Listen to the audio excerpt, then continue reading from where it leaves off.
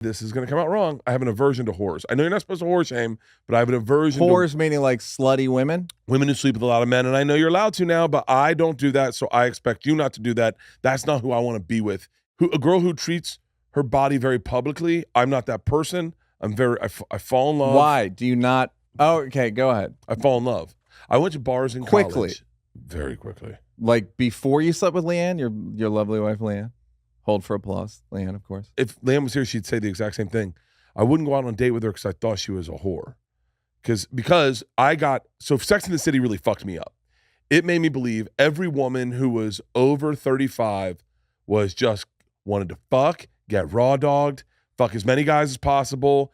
I need to have as many sexual experiences as possible. And so I was like, dude, why raw? Where'd raw? I have no Were they idea. raw dogging? Was that like they'd be at brunch going like, you raw dog, right? Clink. I just assumed no one wore condoms. They all just right. They didn't like make no one gave a fuck about their bodies. They didn't do a cutaway of a condom. Yes. Yeah. No one gave a fuck about their bodies. No one gave a fuck about their future partner. No one gave a fuck about their fucking kids. Like everyone just wanted to fucking raw free dog. For all. It was a and then you moved to New York and that's all. Like girls were just fucking. And I look, I'm not a prude. I wanted to share more than just sex with people. There are two women that can listen to this, maybe two women that can listen to this and go, hold on. We hooked up after one night and he had sex with me, but they're two. I can actually call them on the fucking phone. In your life, two. In my life, two. How many women have you slept with in your life? 6. It's crazy. It's crazy. People think that I'm making it up because I was the party animal. And do you feel like that's the right amount, or do you feel like it should have been more? Well, no. Or I actually think it's 2 over. I had that same thought. Like I feel like 6 is too many. Like you're ashamed of. Yeah. Well, because there was a time where I was like, did you grow up Catholic? Yeah. Okay. All right. That is. I mean, there was a period when I was in comic in New York, and like dudes were trying to hook up after the shows. Yeah. If you saw their shows, they'd meet you down at the Baggett Inn, and they kind of like not corner them, but like be like, "Yo, that table, I'm on that." Yeah. And then I'd always be like, another one of my blocks, competition. You can write it down. one of your blocks is competition. You're overly competitive. No. Underly. I am genetically designed to be extremely competitive. Okay. I'm very competitive. But I know that that's not a healthy part of my personality. Right. So I shut it down. So if a guy goes, I call that chick, I find that such a fucked up thing to say to another guy going, no, hold on. Let her decide. Yeah. Let her decide. Yeah. And he's like, don't step on me, bro. Yeah. And you're like, and there are guys in our business that are my age, that are stand-up comedians, that would bring that energy to every night after a show. When I just wanted to hang out and party, they'd be like, hey, the one by the bar, that's mine. And you'd be like, oh, yeah, then you're like, if I acknowledge her, I'm an asshole. And I was never more successful than anyone. Everyone was more successful than me. So you want to move forward in comedy. You're like, sure thing, man. She's all yours. And then I was just like, I'll go home alone. I don't give a fuck. Like I actually fought with it because I was like, the fuck is wrong with me? I was going into bars, including in college, like looking to fall in love, like looking to like, I hope someone connects with me. It's like the opposite of most guys.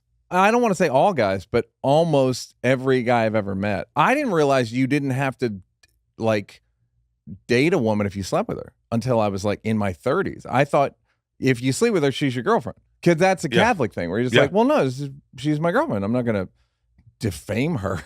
Yeah. The only out of the two, I think 2 one-night stands I had, I said I love you to one of them in the middle of it.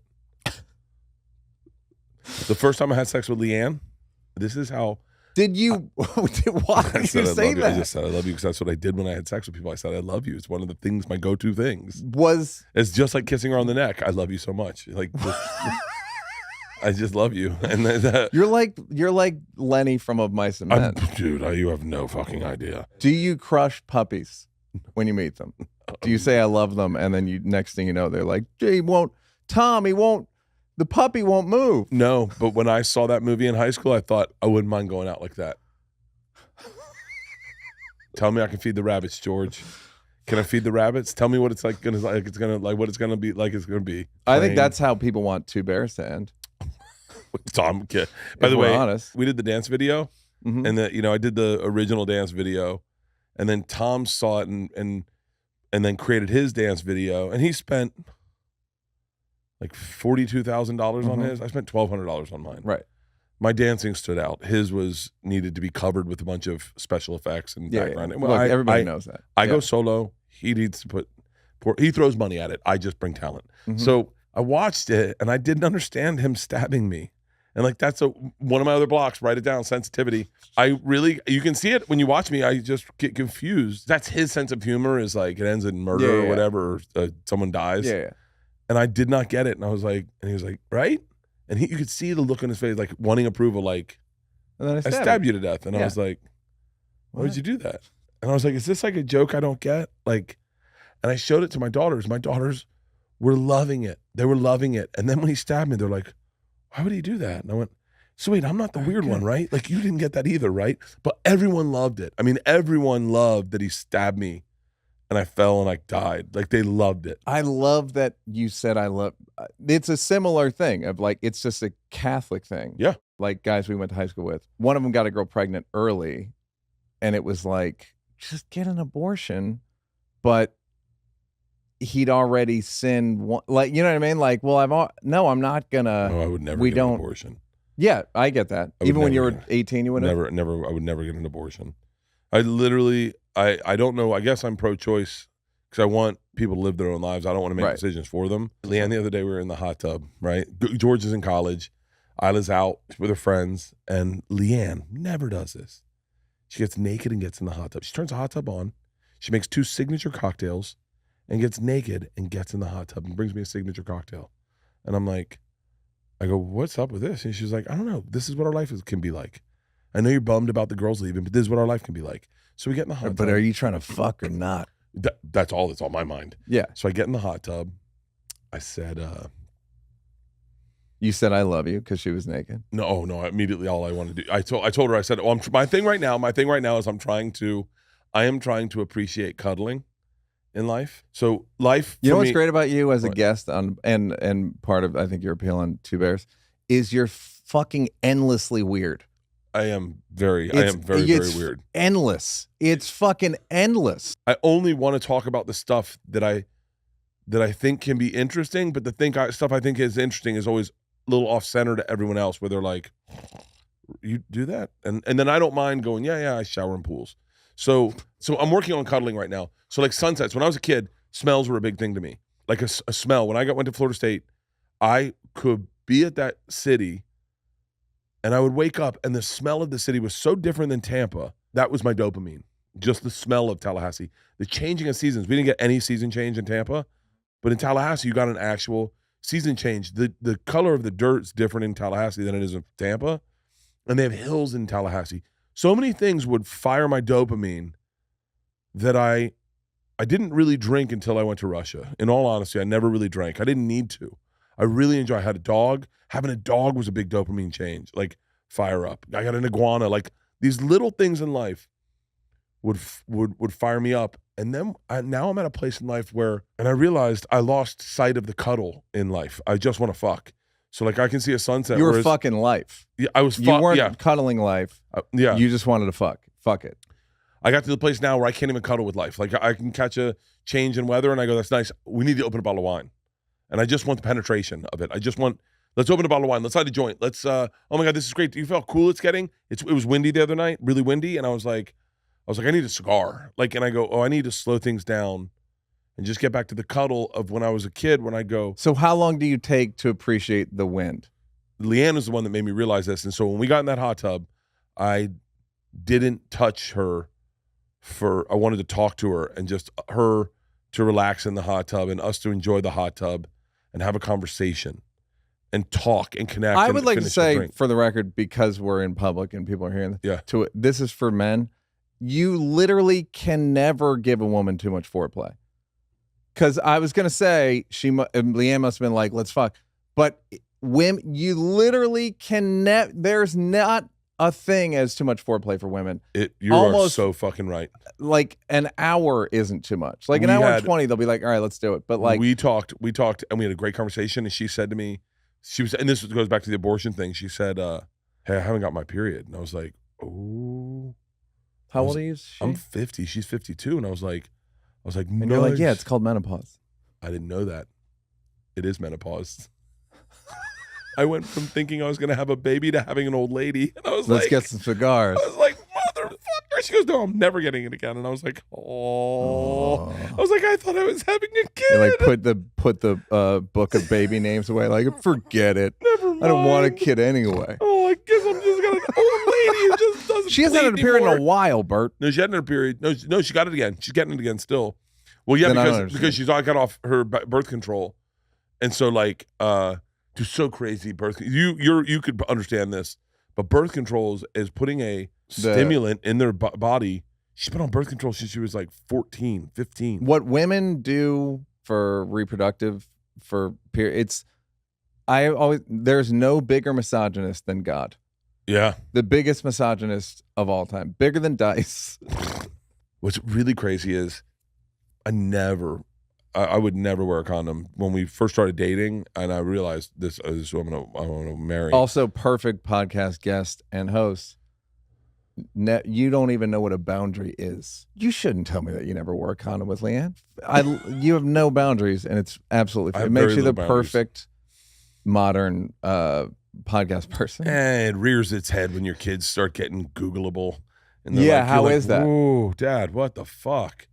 They go but at the end of the day, you slept with 6 women. You know what I mean? Like, there's so many, like, but never a condom. But that's another, like, weird Catholic thing where, like, there's a Catholic thing with condoms where it's like, well, I'm already sinning, so I might as well not give myself any protection from this. I'm already, you know what I mean? Yeah, I wore condoms my whole life. My third girlfriend was on the pill. Got on the pill, and I didn't have to wear condoms with her. But still, at the end of every month, I was like, what if she's pregnant? I've always sweated at the end of the month to find out if they were going to get their period. I was like, there should be an app that registers when a woman gets her period so you know that she got her period. Yeah, like, don't do it. I need the period tracker. You don't need it. She doesn't need it. You know what's happening. They would just get their periods and not tell you and just be like, yeah. Well, the best is when they're late, and then you're just, like, holding your breath, and then a week later, they'll be like, oh, yeah, I got it. You're like, yo. Yeah. You gotta tell me day when of. It's like minute with spotting. I want to know during spotting. Yeah, I'm begging you. This is very important to me. Oh yeah, by the way, that entire life-altering thing we talked about. Yeah, it's not gonna happen. You giving up. When I performed in Tallahassee, I walked past Reynolds Hall, and we parked. You have to just text me your blocks because we're never. I know from doing the podcast it's like your level of ADD is death. Text it to me when you care about what people think. It's perfect. What's the thing what's the word? I was trying to guess. What's the word when you care about what people think about you? Insecurity. That's it. I'm insecure. Yeah, put that down. Okay. I don't know how to cut and paste. I can't cut and paste. No, yeah, I figured. Yeah, buddy, I was afraid of that. Copy. Texting to you. Oh, shit, I texted him to Rogan. Hey,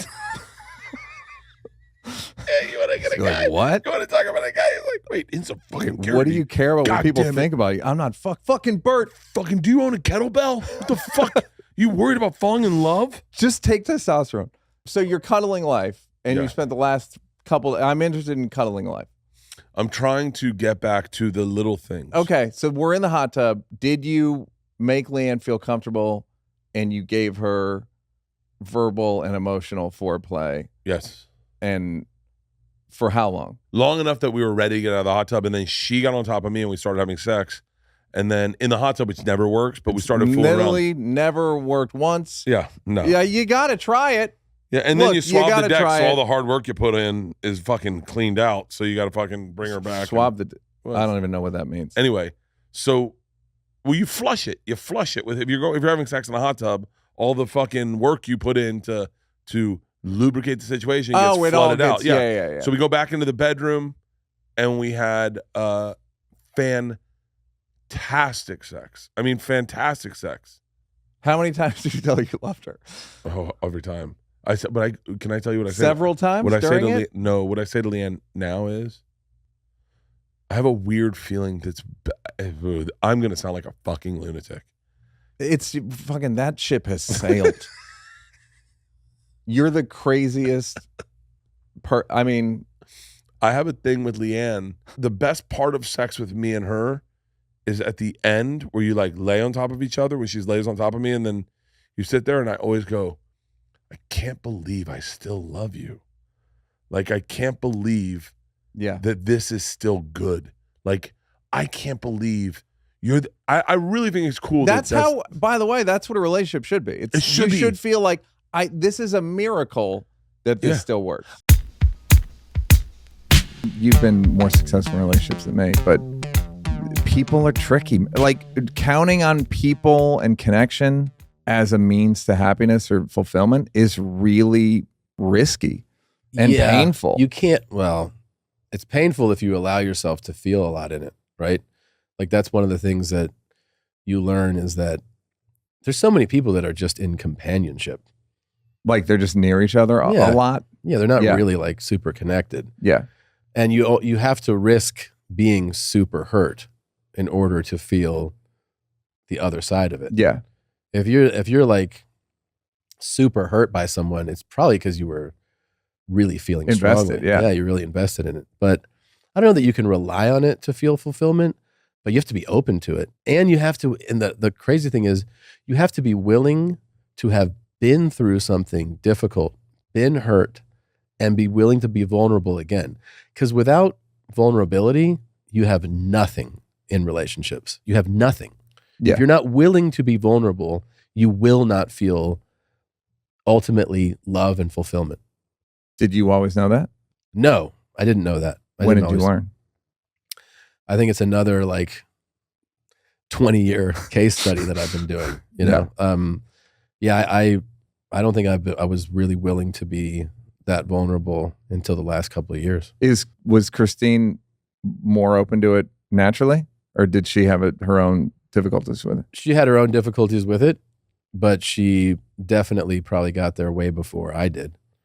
You know, she was also in therapy before me, really into that stuff too. Like, always like, and not just into therapy, but like, you know, the books and like the podcasts about it, and like really consumes that stuff. And but she's worked really hard at it. She's worked. Kids must really help with that. Kids are with the entire connection everything. System. I mean, your whole ego kind of falls apart when you're with kids, when you have them, you know? Yeah, because you're just like, you end up being in service to something else and someone else. And your whole... But that feels like a different mechanism. I'm talking about different. Like the connecting to a person. Yeah. And just, it's like I said in Blocks, which 6 years from now, you're gonna love it. You're gonna, I'm gonna flip out when I see that. Yeah, you'll do whatever podcast I'm doing that. And where I say it's like a trust fall. Oh, right. And you just have to, like, every day you just trust fall, and like you fall into Christine and she falls into you, and then eventually you have to, they're not there. Yeah. And then you have to be like, who else can I do this with? Yeah. It's Eternal Sunshine of the Spotless Mind. Basically, it's the plot of Eternal Sunshine, which is knowing what I know and choosing it again. Yeah, but having kids with someone does create a crazy bond. But is it companionship? Because what you said is like a lot of people with kids are just still in companionship. I think it can be companionship if you are not putting effort into it, if you're not conscious of it, if you don't have a sense of awareness, if you're not trying. Yeah, it's the easiest thing to probably do is to fall into just, hey, let's just try to take care of these things together. Yeah. You know, and they're things. They're not people. No, you know, they're children. And they never will. But yeah, that's the easiest thing to do, is to fall. That's why it's so common, is because it's so daunting, so much to take care of kids, that it becomes, you know what, I'm going to put these other needs and emotions of mine aside, because it's too much to take it all on. So that's what people do. I think they just put it aside, almost because they feel like they don't deserve to address those things. You know, they don't deserve to. It's a bit like the fat thing, where it's a lot of work. It's a lot of work. It's a pile of shit in the garage. Yeah. And you have to organize it in your life, and it will be more. You'll have a better garage. Your life will be a little better, and it's easy to avoid. You know what I mean? Like you, of course. In some ways, the world's set up for you to avoid them. And you always have a valid excuse. Actually, it's very valid to be like, well, I'd love to address these things, but like, I mean, you got to get these kids dressed. And, you know, like, fucking, there's a lot to do school, here. Yeah. And people, they get into that pattern, you know. So when did you get married? 13 years ago. Oh, you've been married. Okay, I didn't know that. Yeah, 2010. Do you? Because I see you socially, especially at the Comedy Store with Jeff Ross. Oh yeah. And are you with your wife or no? Yeah. Because I just see like a scrum. Oh of yeah. People. Oh, sometimes she goes to the shows. No, the last several times I've been out to meet Jeff, it was just like I went out. How'd you meet her? We met in the nerdiest of ways, which is, Comic-Con? Yeah, we met it was at Golden Apple. That's really met at Golden Apple on Melrose. Yeah. Oh, it's like a hometown comic shop. Love it. Yeah. So literally. Yeah, for real. So we both, independent of each other, when we moved to LA, sought out a home-based comic shop and found Golden Apple and became friends with the family that runs it. And at one point, they had a grand reopening further down the block, and they invited all of their regulars to participate. It was a whole big day. Stan Lee cut the ribbon. They had a lot of the Hollywood Boulevard superheroes there. And they had, I got invited to sign a comic. I co-created a comic book with a buddy of mine that I grew up with, and we were signing copies of it. And so Claire, she's an amateur photographer, loves taking pictures. And they were like, would you take pictures of the event? So when she was setting up, she goes, hey, I'm Claire. I'm not weird. I'm just going to be taking pictures for the shop. So if you see me taking a photo. And I was like, cool, nice to meet you. And then several months later, we were in San Diego in 2007. At Comic-Con. Yeah, and it was starting to go south. Like, I've been going to San Diego since 94, 95. And it's almost a secret. You have to... Nobody in our industry is impressed that I can recognize the independent parts of the 1982 G.I. Joe figures. Like, nobody gives a shit about that. But I can go to Comic-Con. I'm beyond not impressed. I'm furious. Yeah, you're mad about it. Yeah. But it's actually something that I can do. So, yeah, I don't love that. I can't identify states on a map, but... Sure. Yeah, but I've got other information. So that was the point. We were hanging out there. Or no. The thing was kind of turning to shit. I called a friend of mine. He was having a hotel gather, and I arrived right as the blunt was ending. And Claire was like, we met before. I was taking the pictures at the Golden Apple, and I was like, oh yeah, that's great. She goes, do you want to smoke a bowl? And I was like, yes, I do. And so everybody else in the room was ready to leave, and she and I just hung out there and got high together and made that Comic-Con a little less shitty. I always talk about relationships like it's got to feel like special and like it has to feel magical, like you're robbing the bank where you're like, right, we were talking about that. Are you really a comic book photographer person? Like when she where you agreed to can't marry fucking me, believe it. I felt like I had actually won the lottery because we at that point we were friends, so we were both seeing other people when we met and serious about those relationships and didn't have like a romantic vibe at all. And it was months after I'd broken up that I even reached out to her, and it was my buddy Matt Senreich, as a matter of fact, who was like Facebook friends with the co-creator of Robot Chicken. He was the Facebook friends with her, and he was like, oh, you should hang out with Claire. And I was like, I'm not trying to date anybody. Like, I actually would love just somebody to get high and watch TV with. Maybe that's a thing. And he's like, yeah, you should call her. Yeah, that's what the whole thing is. It seems great. So I did. I called her up, and she came over, and we rolled a joint and smoked it together on my balcony. And I was like, are you hungry? And she was like, yeah. And I go, well, we can order anything, or we can go to get anything. What do you like? And she's like, whatever. And I go, well, there's an In-N-Out down the street. She's like, oh my God, perfect. Thank God you said that. We got there, ordered the same meal, came back, and I was like, you want to watch some TV or something? So I put on, and at the time I had TiVo, and all the things in my queue were the same things that she was watching, except that I was watching Idol and Survivor because it was 2007, when that was new. And that was interesting. Yeah. But it was a year. It was a year before we dated. Like, we were just hanging out like that. We hung out everywhere. Did and she have a boyfriend? Huh? Did she have a boyfriend at the time? We were both single. And But you weren't, nothing was happening. Neither of us were trying to make this happen. And that's part of why it worked so well is we were very unguarded, very neither one of us concealed who we were. We weren't trying to Right. You hook weren't up, trying so to we were like, just, it wasn't, you weren't performing.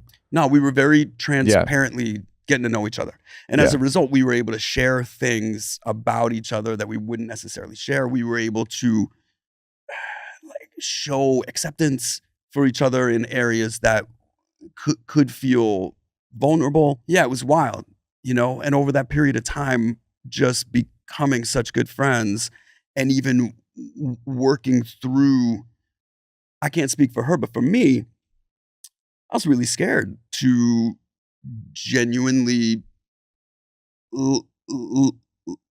like push this button and commit to this because I was very aware. Commit to, I like you. I would like to let's touch be your together boobs and stuff.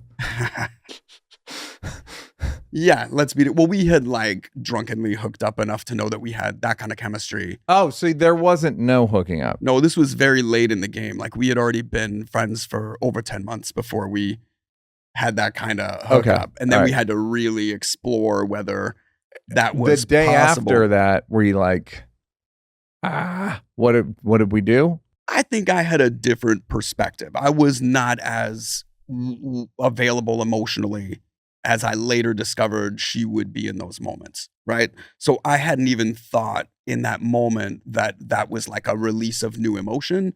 I thought that was just like a thing that happened and we could still be friends. Oh, great. Yeah. Great.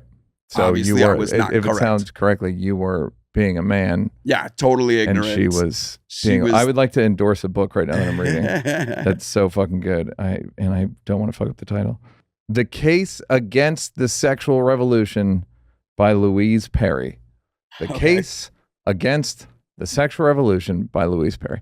Anyhow, okay, this is prying, but all right, so you drunkenly hook up. At a certain point, does she go, hey, like, does this mean anything, these hookups? Or does it kind of just, you do it enough that you're like, maybe we should do this? It was never her saying, hey, what is this? It was more, hey, I don't think I could be casual about this. Mm-hmm. And we're either friends or we're doing this. And there can't be like a blur of those lines. And then how long did you take to decide, like, well, let's be together? A month, maybe. Great. A month. Because in that month, you're like, well, I don't want to be, I got shit going on. You don't even know. I'm not trying to like get married. And that was the truth, is I felt like, man, if you even start a relationship with this girl, you're going to get married. Yeah, you're going to have to marry her. Yeah, but not have you're to. You're going to. This is the girl. Yeah. Yeah. Yeah. And so you kind of dragged your feet because you knew, like, once it started. Well, I'd also just gotten out of like a series of multi-year relationships that were not necessarily in my best interest, you know, and had to check my own meter. Give me an example. No. Okay. Those are all real people that still exist. You know what I mean? But you could, I get, yeah. Yeah, you do. Well, I'll give you the easiest of examples. I recognize what was your tendency? Yeah. That I was exploring a much younger age than could offer me any kind of legitimate understanding. Got it. And I had someone, a woman that I trust in my life say, hey, you know, the girl you're looking for isn't going to be able to see you behind this wall of women. Great. But it was that. It was like accepting that it was okay to try hard, to have something that I said I always wanted, and then to really do the work along the way to be able to keep it. And you weren't bullshitting when you said you really wanted it. You know, I could lie and say that I liked being unattached, but what I liked was being able to have that level of physical intimacy with somebody that I didn't have to have impede the rest of my life, right? And what I always craved was an actual partner, like an actual bestie who I really enjoy spending time with, who I feel like I could continue to evolve with and learn from and be inspired by and be surprised by. And that experience would be worth the required effort of like being in it for real. Yeah. Yeah. And not bullshitting about it. And being able to take responsibility and be like, oh, I fucked up. Or, oh my God, I came in here with an attitude and I accused you of having an attitude and it was me. And I'm sorry. You know what I mean? Yeah. Like And- being able to do that work together. So were you able to fall in love quicker once you guys decided? Was it like, yeah, we're pretty it much was in love? Seconds, yeah.